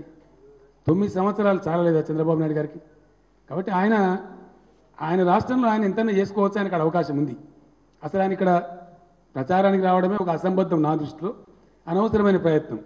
చంద్రబాబు నాయుడు గారు, తెలుగుదేశం పార్టీ వారు మామగారు కలిసి 17 సంవత్సరాలు ఉన్నారు. మరి 17 సంవత్సరాల సుదీర్ఘకాలంలో జరగని పనులు ఇప్పుడు మేము చేస్తామంటే ఆ పార్టీని వాళ్ళు నమ్మే పరిస్థితులు లేరు. అది జరిగే పని కాదు. ఆయనది వృధా ప్రయాస అని చెప్పి నా అభిప్రాయం. ఫలితం కూడా అదే విధంగా ఉండబోతుంది. సార్ వేణు సార్, మీ పోటీ ఎవరితో? పలానా వాళ్ళు అని చెప్పగలిగిన పరిస్థితి మాకు కూడా లేదు. ఎందుకంటే అది మీరే చెప్పాలి, మాకంటే విజ్ఞత మీకు ఎక్కువ ఉంటుంది, మీరే చెప్పాలి దయచేసి. Sir Venu sir, Maha News sir. ఇతర ప్రాంతాల నుంచి వచ్చిన వాళ్ళని తమ బిడ్డలుగా చూస్తామని చెప్తున్నారు. అలాగే ఇతర ప్రాంతాల నుంచి వచ్చిన వారికి ఎటువంటి వివక్ష చూపకుండా పెన్షన్లు ఇస్తున్నారు, డబుల్ బెడ్రూమ్ ఇల్లు కూడా ఇస్తున్నారు. అలాగే భవిష్యత్తులో వారికి ఉద్యోగాలు కూడా ఇస్తారా? ఒకటి. రెండోది, మీరు 70-80 సీట్లు వస్తాయని పదే పదే ప్రచారం చేయడం వల్ల చాలామంది టీఆర్ఎస్ అభ్యర్థులు సరిగా ప్రచారం చేయడం లేదన్న అభిప్రాయం వినిపిస్తుంది. ఏమంటారు? ఇది ఇది మంచి ప్రశ్న అడిగినారు మీరు. ఇది ఆన్సర్ కావాల్సిన అవసరం ఉంది. నిన్న కొంతమంది కాంగ్రెస్ నాయకులు కూడా కొన్ని పాపం దురాశతో కొన్ని విషయాలు మాట్లాడారు. మా మిత్రుడు వి హనుమంతరావు గారు కూడా అన్నారు. ఉత్తమ్ కుమార్ రెడ్డి గారు కూడా పదే పదే పని కట్టుకొని అదే మాట మాట్లాడుతూ ఉన్నారు. ఆంధ్ర వాళ్ళని మీరు రాక్షసులు అన్నారు, లంకలో పుట్టిన రాక్షసులు అన్నారు అని అన్నారు. హనుమంతరావు గారికి, ఉత్తమ్ కుమార్ రెడ్డి గారికి నాది ఒకటే ప్రశ్న. ఆనాడు తెలంగాణను ఎవరు వ్యతిరేకిస్తే వాళ్ళని నేను రాక్షసులను మాకు చెప్పిన మాట వాస్తవం. కేసీఆర్ ఎప్పుడు కూడా వెనుకకు పోడు దాన్ని చెప్పిన విషయం మీద. ఎట్ ద సేమ్ టైం ఇదే కాంగ్రెస్ పార్టీ నాయకులు ఆనాటి సమైక్య పాలకులు అడుగులకు మడుగులొస్తుంటే సన్నాసులు, దబ్దమ్మలు, చవటలని కూడా నేను అన్నా. ఒక ఆంధ్ర వాళ్ళని అనలే. తెలంగాణను ఎవరు వ్యతిరేకిస్తే వాళ్ళందరినీ కూడా ఆ రోజు నేను విమర్శించిన ఉద్యమ నాయకుడిగా అది ఆ రోజు నా కర్తవ్యం. డెఫినెట్గా రెండవ పార్ట్ వాళ్ళు మాట్లాడడం 2014 జూన్ తెలంగాణ అవతరించింది. ఆ తర్వాత నేను ఒకటే మాట చెప్పిన, నిన్నటి వరకు టీఆర్ఎస్ పక్తు ఉద్యమ పార్టీ, సెమీ పొలిటికల్ అండ్ పక్తు ఉద్యమ పార్టీ, కానీ ఈరోజు పక్తు రాజకీయ పార్టీ. రాజకీయ పార్టీ నాయకుడిగా నేను చెప్తా ఉన్నా, హైదరాబాదులో ఉండే ఏ బిడ్డ అయినా మా బిడ్డనే. హైదరాబాదులో ఉన్నవాళ్ళు మలయాళీలు కావచ్చు, బెంగాలీలు కావచ్చు, కన్నడిగులు కావచ్చు, మహారాష్ట్రియన్స్ కావచ్చు, అట్లానే ఆంధ్ర ప్రాంతం నుంచి వచ్చిన మిత్రులు కావచ్చు, అందరూ మా వాళ్ళే, హ్యాపీగా ఉండండి అని చెప్పాను. ఆ తర్వాత జరిగిన అనేక సభలలో కూడా చెప్పాను, proud to be a Hyderabadi and KCR is with you. మీరు ఎక్కడి నుంచి ఉన్నారో నాకు సంబంధం లేదు, మేము ఒక గౌరవప్రదంగా ఉండేటువంటి గర్వించదగ్గ హైదరాబాదీలమని చెప్పండి, మీ వెంట కేసీఆర్ ఉంటాడని నేను చెప్పిన. తర్వాత ఇంకో భాగం కూడా చూడాలి. వాళ్ళు 18 నెలలు దాటిపోయి 19 నెలలు నడుస్తూ ఉంది ప్రభుత్వం వచ్చి. జంట నగరాలలో ఎక్కడ ఏదైనా సీమ చిట్టుకున్నదండి? ఎవరికైనా ఇబ్బంది కలిగిందా? అనవసరంగా లేని ప్రచారాలకు పోయి టీఆర్ఎస్ మీద దుమ్మెత్తిపోసే క్రమంలో చంద్రబాబు నాయుడు గారు మాట్లాడినారు, సెక్షన్ 8 ఇంపోజ్ చేయాలి హైదరాబాద్ మీద అని. హైదరాబాద్లో ఆంధ్ర ప్రభుత్వం యొక్క పోలీస్ స్టేషన్లు పెడతాను కూడా ఆయన మాట్లాడినారు. మరి ఆయన ఇలా ఏ విధంగా కొట్లాడుతారో హైదరాబాద్ నాకు అర్థం కాదు. చంద్రబాబు నాయుడు లాంటి వాళ్ళు వచ్చి లేని ప్రాంతీయ కక్షల్ని రెచ్చగొట్టే ప్రయత్నం చేస్తే కూడా ఈ 19 నెలల్లో ఒక సింగిల్ కంప్లైంట్ కూడా లేదు. ప్రజలు హ్యాపీగా ఉన్నారు, ఎవరిని ఎవరు నిందించుకోలే, ఎవరిని ఎవరు దూషించుకోలే. కాబట్టి నా రిక్వెస్ట్ కాంగ్రెస్ నాయకులకైనా, టీడీపీ నాయకుడు చంద్రబాబు నాయుడుకైనా, మరొకరికైనా నాది ఒకటే రిక్వెస్ట్, హైదరాబాద్ ప్రశాంతంగా ఉంది, ఇక్కడ ఉన్న వాళ్ళందరూ మంచిగా హ్యాపీగా బతుకుతున్నారు. దయచేసి మీ చిల్లర రాజకీయాల కోసం, 4 ఓట్ల కోసం కకృతిపడి హైదరాబాద్ ప్రశాంతతకు భంగం కలిగించకండి. హైదరాబాద్లో ఉన్న హైదరాబాదీలంతా వారు ఎవరైనా సరే చాలా హ్యాపీగా ఉన్నారు, చాలా సంతోషంగా ఉన్నారు. చాలా కాలనీస్లో వాళ్ళే తీసుకెళ్ళి మేమంతా ఈసారి టీఆర్ఎస్కి ఓడిస్తున్నామని గర్వంగా చెప్పుకుంటున్నారు. కాబట్టి కలిసిపోయే వాళ్ళను, అన్నదమ్ముల్లాగా ఉన్న వాళ్ళను ఈ జిహెచ్ఎంసీ ఎన్నికల్లో మీ చిల్లర రాజకీయం కోసం, 4 ఓట్ల కోసం పరిస్థితులు దెబ్బతీయకండి అని మాత్రం నేను రిక్వెస్ట్ చేస్తా ఉన్నాను. సార్, ఆదినారాయణ ముందుకు మీ ప్రశ్నకు ఫైనల్ సమాధానం ఏంటంటే, భవిష్యత్తులో నిర్మించబోయే డబుల్ బెడ్రూమ్ ఇళ్ళు కావచ్చు, పెన్షన్లు కావచ్చు, అన్ని రకాల పౌర సదుపాయాలు కావచ్చు, అందరికీ సమానంగా వర్తింపజేస్తామని కూడా నేను తెలియజేస్తాను. Sir, Adinarayana, CVR news. Sir, స్వయం ఎక్కడండి ముందు సార్ శ్రీనివాసరెడ్డి గారు సీనియర్ జర్నలిస్ట్ గారు చేతులు చెప్తున్నారు, వారిని గౌరవించదాం మనం. మైక్ మైక్ మైక్ బాబు.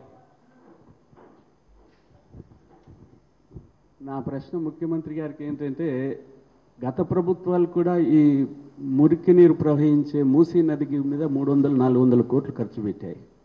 కానీ ఇప్పటికీ ఇంకా 2 రోజులు అయితే వాసన ఇప్పటికే మొదలైంది, ఎండాకాలం రాగానే బాగా మొదలవుతుంది. మీ ప్రియారిటీగా మూసీ నదిని డెవలప్ చేయడానికి ఏంటో చెప్తే సంతోషంగా ఉంటుంది. సార్, ఇప్పుడు రిజ్యువనేషన్ ఆఫ్ రివర్స్ అని చెప్పి ఒక స్కీమ్ జరుగుతూ ఉంది.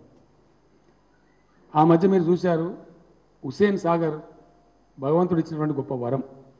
అదొక న్యాచురల్ లేక్. యాక్చువల్గా కులీ కుతుబ్ షాలు వేటకు వెళ్ళినప్పుడు నౌబత్ పాలన మీద నేను చూస్తే కనిపించినటువంటి సహజ సిద్ధమైన సరస్సు హుస్సేన్ సాగర్.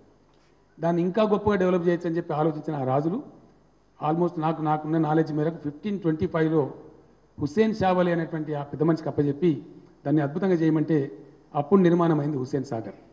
అది అద్భుతంగా ఉండే, హైదరాబాద్కు మంచినీటి సరస్సు కూడా ఉండే. కానీ తదనంతరం సమైక్య రాష్ట్రంలో అది మొత్తం కూలి కంపు కొట్టి సర్వనాశనమైంది. ఆ సందర్భంలో దాన్ని ఖాళీ చేసి ఆ కెమికల్ అంతా తీసేసి కెమికల్స్ దానిలో కలవకుండా డైవర్ట్ చేస్తామంటే చాలామంది వివాదం కూడా చేసినారు. అదొక సదుద్దేశంతో ప్రభుత్వం చేసినటువంటి పని. ఆ సందర్భంలో ఆస్ట్రియా దేశం వాళ్ళు వచ్చినారు. ఈ రివర్స్ రిజ్యువనేషన్ కానీ లేక్స్ను పరిశుభ్రంగా మార్చడానికి కానీ ఆస్ట్రియా దేశం వాళ్ళ దగ్గర కొంత టెక్నాలజీ ఉంది. వాళ్ళు వచ్చారు, వాళ్ళకి ఆ పని కూడా అప్పగించాం.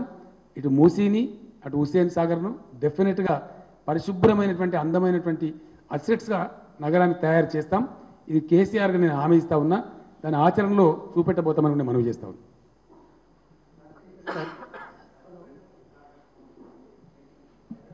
Mic brother.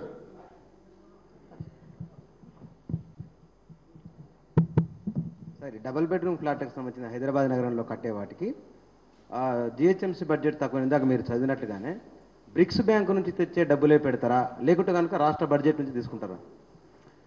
జంట నగరాల ప్రజలకు నాది ఒకటే మనవి. ఎలక్షన్లలో అవాకులు చవాకులు అసత్యాలు అర్ధసత్యాలు కొన్ని పార్టీలు ప్రచారం చేస్తూ ఉంటాయి. ఐడిహెచ్ కాలనీ నేను ఒక మోడల్గా నిర్మాణం చేయించాను. దాన్ని చూసిన చాలామంది చాలా హ్యాపీగా ఫీల్ అయ్యారు. దాని కింద ఇప్పుడు కేంద్ర ప్రభుత్వంలో ఉన్నటువంటి అనేక పథకాలు ఉన్నాయి. అర్బన్ హౌసింగ్లో రాష్ట్ర ప్రభుత్వం బడ్జెట్లో కేటాయించే కేటాయింపులు కూడా ఉంటాయి. అది కాకుండా జంట నగరాల ప్రజలకు ప్రత్యేకంగా ఇటీవల నేను లెక్కలు తీయించాను. ఒక 1000 ఎకరాల జాగాను సమకూర్చడం జరిగింది. దిల్ కింద ఉన్నటువంటి ల్యాండ్స్ కానీ, హౌసింగ్ బోర్డు కింద ఉన్నటువంటి ల్యాండ్స్ కానీ, కొన్ని ఇతర సంస్థలకు కేటాయించబడి నిరుపయోగంగా ఉపయోగించకుండా ల్యాండ్స్ కానీ, నగరం పక్కనే ఉన్నటువంటి ల్యాండ్స్ 1000 ఎకరాల పైన ఉంది. ఈ 1000 ఎకరాలలో ఈ వచ్చే సంవత్సరంలో అద్భుతంగా 1,00,000 ఇండ్లు జంట నగరాల ప్రజలకు టవర్స్ రూపంలో నిర్మించబోతాం. లిఫ్ట్స్ పెట్టి 12 అంతస్తులు కావచ్చు, 15 అంతస్తులు కావచ్చు. అవి సకల సదుపాయాలు ఉండే టవర్స్. ఏదో బయటపడేసేదో కట్టేసామన్నట్టు కాకుండా, నేను వరంగల్లో మన జర్నలిస్ట్ మిత్రులు కూడా చెప్పాను, వరంగల్ జర్నలిస్ట్ కాలనీ హైదరాబాద్ జర్నలిస్టులు అసూయపట్టేట్టు ఉండాలని చెప్పాను. మరి మీరు ఎప్పుడు ముందుకు వస్తారో నాకు తెలియదు. మీరు కోరితే దీనిలో నుంచి జాగా తీసి మన జర్నలిస్ట్ కూడా కట్టుకుందాం. ఎందుకంటే అందరూ ఆత్మగౌరవంతో బతకాలి, ఒక గూడు కలిగి ఉండాలనేదే టీఆర్ఎస్ ప్రభుత్వ లక్ష్యం. 1000 ఎకరాల జాగా హైదరాబాద్లో ఉండడం అనేది చాలా పెద్ద ఆస్తి. దాని తర్వాత నిర్మాణానికి అయ్యే ఖర్చు చాలా తక్కువ, జాగాకే చాలా కాస్ట్లీ ఉంటుంది ఇక్కడ. కాబట్టి 1,00,000 ఇండ్లు వాళ్ళకు కూడా కట్టబోతాం. మీ సహకారంతో జర్నలిస్టు మిత్రులకు కూడా బ్రహ్మాండమైన ఒక అపురూపమైన కాలనీ హైదరాబాద్లో కట్టబోతాం. జర్నలిస్టులతో కమిటీ వేసి కేసీఆర్ ఒక మాట అంటే ఒక నిబద్ధతతో ఉంటాడు. కారణం ఏంటంటే అన్ని చూసుకొని డెఫినెట్గా మీరు అన్నట్ల హడుకో నుంచి రుణం తీసుకుంటాం, రాష్ట్ర ప్రభుత్వం నుంచి పెడతాం. హైదరాబాద్లో భూములు అమ్మితే వచ్చే డబ్బులు కూడా ఈ పేదల ఇళ్ల కోసమే పెడతాం. అనేక రకాల టైప్ చేసుకొని పెడతాం. 100% నేను మళ్ళొకసారి మనవి చేస్తా ఉన్నా, తెలంగాణ ధనిక రాష్ట్రం అని నేను ప్రకటించున్నాను. ఈ సంవత్సరం ట్రెండ్స్ చూస్తే కూడా 15% పెరుగుదల ఉంది స్టేట్ ఓన్డ్ రెవెన్యూలు. ఎస్ఓటిఆర్ ఎస్ఓఆర్ రెండు కలిపి ఎస్ఓఆర్ అంటారు. స్టేట్ ఓన్డ్ రెవెన్యూ 15% గ్రోత్ ఉంది స్టేబుల్గా. ఇది చైనా దేశంలో కూడా లేనటువంటి గ్రోత్, అద్భుతంగా ఉంటుంది. ఈ సంవత్సరం బహుశా నాకుండే పరిజ్ఞానం మేరకు, ఈ మధ్య నేను ఫైనాన్స్ డిపార్ట్మెంట్ వాళ్ళతో మాట్లాడినా, మన ప్లాన్ ఎక్స్పెండిచరే 60,000 కోట్ల రూపాయల పైచీలకు ఉండబోతా ఉంది. ఇది 23 జిల్లాల ఆంధ్రప్రదేశ్లోనే లేదు. 10 జిల్లాల తెలంగాణకే ప్లాన్ ఎక్స్పెండిచర్ 60,000+ క్రోర్స్ ఉండబోయే అవకాశం ఉంది. మార్చ్ 31 లెక్కలను తేల్తాయి. బడ్జెట్ సెషన్లో బడ్జెట్లో మేము ముందుకు రాబోతా ఉన్నాం. కాబట్టి మనకు రిసోర్స్ ఉంది, అద్భుతమైన రిసోర్స్ ఉంది. కాబట్టి జంట నగరాలలో ఉండేటువంటి ప్రజలు పేదవాళ్ళు ఎవరైతున్నారో 100% ప్రతి ఒక్కరికి డబుల్ బెడ్రూమ్ కట్టించే బాధ్యత కేసీఆర్ది, నాది అని చెప్పి మనం చేస్తాం. సార్ నేను బలరాం సార్. మైక్ సార్ నేను బలరాం, 6 టీవీ ఇన్పుట్ ఎడిటర్. నేను ఇవాళ మీరు అధికారంలోకి వచ్చిన తర్వాత హైదరాబాద్ గురించి మీరు చెప్పిన కొన్ని మాటలు ఒక సగటు హైదరాబాదీని చాలా సంతోషపెట్టాయి. కానీ ఇవాళ మీరు హుస్సేన్ సాగర్ విషయంలో కానీ, లేకపోతే ఆకాశ హార్మ్యాలు కట్టడం విషయంలో కానీ, సెక్రటరేట్ బదిలీ విషయంలో కానీ, ఉస్మానియా హాస్పిటల్ కట్టడం విషయంలో కానీ మీరు చెప్పినాక ఆ తర్వాత అమలు జరగలేదు అనే ఒక అభిప్రాయం ఉంది. ఆ తర్వాత ఇవాళ మీరు హుస్సేన్ సాగర్ ప్రక్షాళన చేయడం కానీ, సెక్రటరేట్ మార్పు విషయం కానీ, ఆకాశ హార్మ్యాలు నిర్మాణం కానీ, ఉస్మానియా హాస్పిటల్ కానీ, చెస్ట్ హాస్పిటల్ షిఫ్టింగ్ కానీ, వీటన్నిటి విషయంలో పూర్తిగా అమలు, మీరు చెప్పిన మాటలు అమలు జరగలేదు అనే ఒక అభిప్రాయం ఉంది. దాని ముందు సమాధానం చెప్తాను. ఒకటే ప్రశ్న అడగండి దయచేసి, కాంపౌండింగ్ అయితే కష్టమవుతుంది. 100% సెక్రటేరియట్, కొత్త సెక్రటేరియట్ కట్టబోతున్నాం. బహుశా నాకు తెలిసి ఈ జిహెచ్ఎంసీ ఎన్నికల తర్వాత ఫౌండేషన్స్తో కూడా నేనే వేయబోతా ఉన్నాను. దానిలో మీకు డౌట్ అవసరం లేదు. ఒక కొత్త సెక్రటరియట్ కట్టాలంటే దానికి ప్రణాళిక, పద్ధతి, ఆలోచన, చాలా ఆర్కిటెక్ట్స్కి ఇవ్వటం అంతా కూడా ఉంటుంది. ఆషామాషి కాదు. 100% మీరు చూడబోతారు. ఉస్మానియా హాస్పిటల్ టవర్స్ కూడా రూపకల్పన జరిగింది. ఉన్న బిల్డింగ్ను ఉంచుతూ కూడా వెనకమాల 2 టవర్స్ కట్టవచ్చు అనేటువంటి జరిగింది. దానికి కూడా బహుశా ఈ ఎన్నికల తర్వాత నేను శంకుస్థాపన చేయబోతాను. ఆ కార్యక్రమం కూడా జరుగుతుంది. ఇంకా 2 ఏంటంటే మీరు చెప్పి అది ఆటోమేటిక్ అక్కడి నుంచి వెళ్ళిపోతుంది. సెక్రటరీ అక్కడ పోతే అది ఆటోమేటిక్ వెళ్ళిపోతుంది. దానికి కూడా రెడీ అయిపోయింది. నేను ఇందాకనే చెప్పినా మీ క్వశ్చన్కి ఆన్సర్ వచ్చింది. ఆస్ట్రియా దేశం వాళ్ళకి దాన్ని అప్పగించడం 100% దాని ప్రక్షాళన కూడా జరుగుతుంది. నాది ఒక రిక్వెస్ట్ మీతో ఏంటంటే, మేము ఉన్నదే 18 months. ఇందులో 7 నెలలు అధికారులు లేరు. అసలు పాలన సాగుతున్నది కేవలం 10-11 మాసాల నుంచి. ఇందులో ఈ ప్లానింగ్ కానీ ఇదంతా కానీ చేయడానికి టైం పడుతుంది. ఇంకో మాట కూడా నేను చెప్తా ఉన్నా, ఈ మురుగునీటి వ్యవస్థ కానీ, జంట నగరాల్లో సాగునీటి వ్యవస్థ కానీ, ఈ రోడ్లు, ఫ్లైఓవర్స్, ఈ రకమైన వ్యవస్థ కానీ టీఆర్ఎస్ జిహెచ్ఎంసీలో గెలిచిన ఓవర్ నైట్ సాధ్యం కాదు. మేము ప్రజలకు అబద్ధాలు చెప్పం.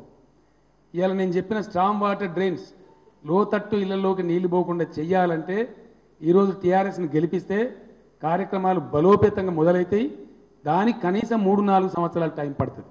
ఈ 3 సంవత్సరాలు ఆ బాధ అనుభవించక తప్పదు ప్రజలు. వేరే వాళ్ళు వచ్చి చేయగలిగింది ఏం లేదు. ఈరోజు నేను ప్రభుత్వ అధినేతగా ఉండి మాట చెప్తా ఉన్నా. ఏదో ఓట్ల కోసం బాధ్యతారహితంగా అబద్ధాలు చెప్పేటువంటి అవసరం లేదు. అవి చాలా కొన్ని డికేడ్స్ నుంచి ధ్వంసమైనవి. తెల్లారటాలకు రిపేర్ అయ్యేది కాదు. అది డెఫినెట్గా ఇట్ టేక్స్ టైం.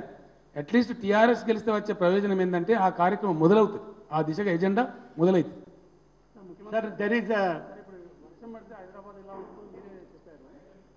ఇంటింటికి నీళ్లు అందించకపోతే 3 ఏళ్ల తర్వాత మళ్ళీ మేము ఓటు అడగమని చెప్పారు. 3 ఏళ్ళలో పూర్తవుతుంది. నెక్స్ట్ ఎలక్షన్స్లో అడగం. జనరల్ ఎలక్షన్స్లో ఇంటింటికి నీళ్లు అందించకపోతే ఓటు అడగమని చెప్పారు. అదే తరహాలో మీరు ఈ డ్రైనేజ్ వ్యవస్థ ఇవి చేయకపోతే ఓటు అడగమని అంత ధీమాగా చెప్పగలుగుతారా? ఇది పూర్తి ఒకటి. ఇంకోటి, మీరు చెప్పే స్కీమ్స్ అంతా ఆసరా కానీ, డబుల్ బెడ్రూమ్ ఇవన్నీ కానీ పేదల గురించి చెప్తున్నారు. కానీ ఇది విశ్వనగరంగా మారితే మధ్యతరగతి వాళ్ళు ఇప్పటికే అద్దెలతో ఇబ్బంది పడుతున్నారు.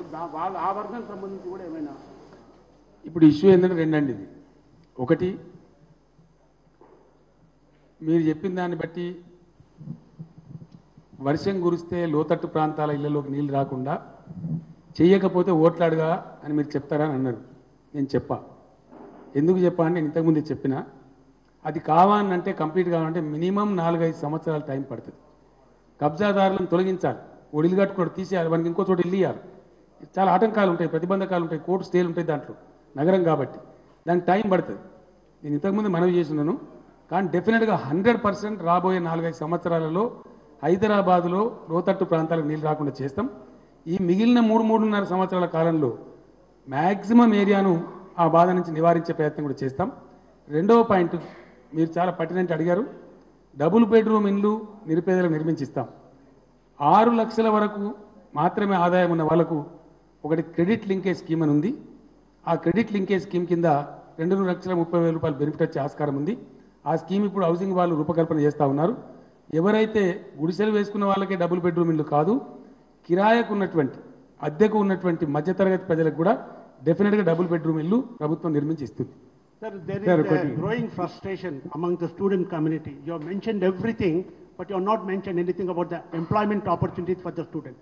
I am mentioning things in connection with the GHMC. Let us not go into the general issues. Sir,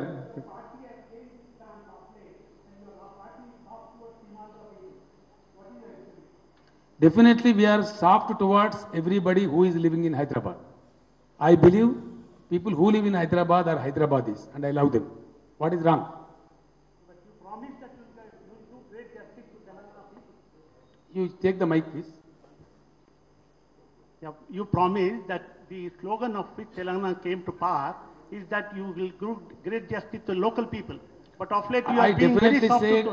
I definitely said I will do great justice to the people of Telangana, but I never said I will do injustice to other people. Am I right? Your question is not correct, brother. I said very strongly that I will do justice to the people of Telangana. But at the same time, I never said I will do injustice to others who live here. Isn't it? I am right, you are wrong. You are definitely wrong. You are provoking me against somebody. Why should I? Is it the way? Sir 2 bedroom double bedroom houses అని హైదరాబాద్లో చాలా focus చేస్తూ ఉన్నారు. నిజంగానంటే what is demand మీద వచ్చిందంట. ఇంకోటి, ఈ applications ఎవరికి ఇవ్వాలి? ప్రజలందరూ సెక్రటేరియట్ పోతున్నారు, ఎంఆర్ఓ ఆఫీస్ తిరుగుతూ ఉన్నారు, వాళ్ళకి ఎవరికి అది కన్ఫ్యూషన్ ఉంది.